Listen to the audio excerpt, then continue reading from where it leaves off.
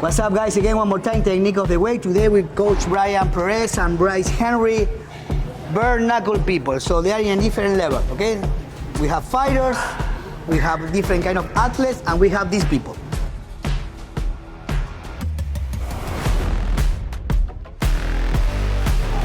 Who jump in the ring and fight bare-knuckle, like in the street, but... In the ring. Street fighting in the ring. But I think it's worse. It's hard. It's worse. It's worse. Because you're fighting someone that can fight too. Yeah, and the street, how many people, when I'm going to ask you out in the podcast later, but about bare-knuckle, everybody think that I am a street fighter. No, you're not sure. No, that doesn't mean This is another word. You to stand in a ring and fight bare-knuckle, you have a balls like this, right? Yeah, you need to have more eggs. 100%. More eggs than the Rocky breakfast. Yes, exactly.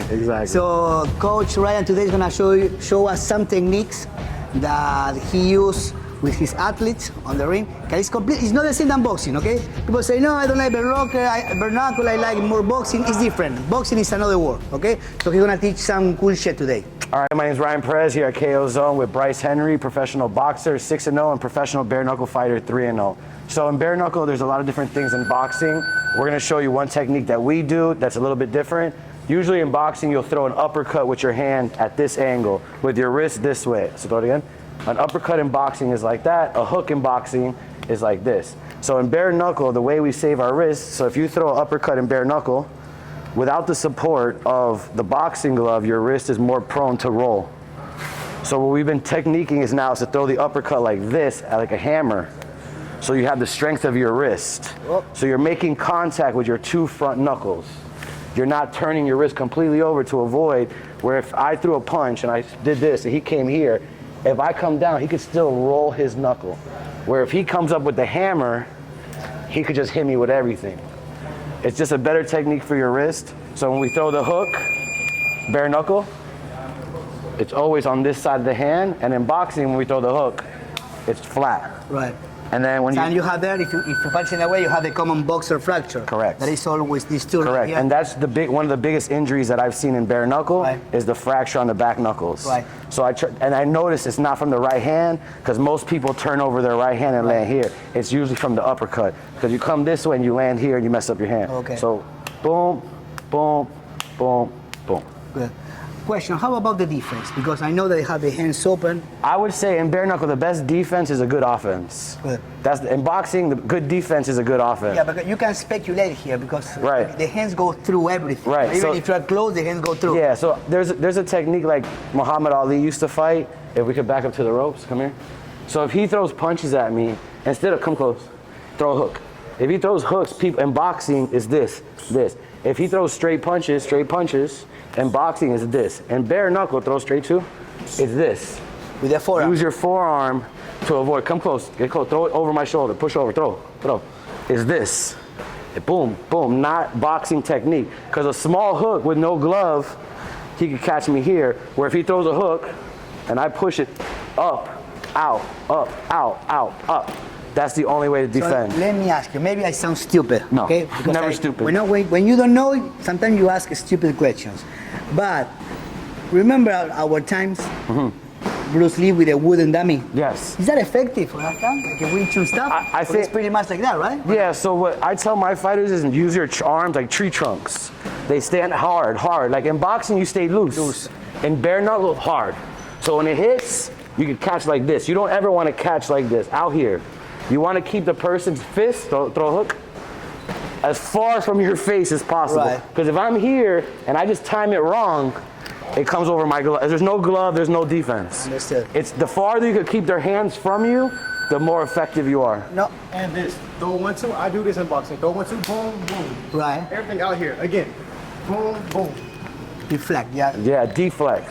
Don't sit there and catch and counter in bare-knuckle. And sometimes I work with my clients, at the end of the day, we work with no protection, with no shin guards to get the shin strong. Yes. And I do some bare-knuckle. Sometimes even when we're moving, stay close. And you go down and hit the arm, hit the elbow, it's tough on your hands. Painful as fuck.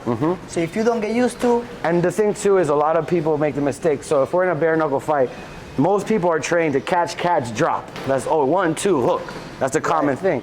So in bare-knuckle, if I throw 1-2 drop to the hook, and I hit him here, my hand's done. So So the object is just quick shot, boom, one punch.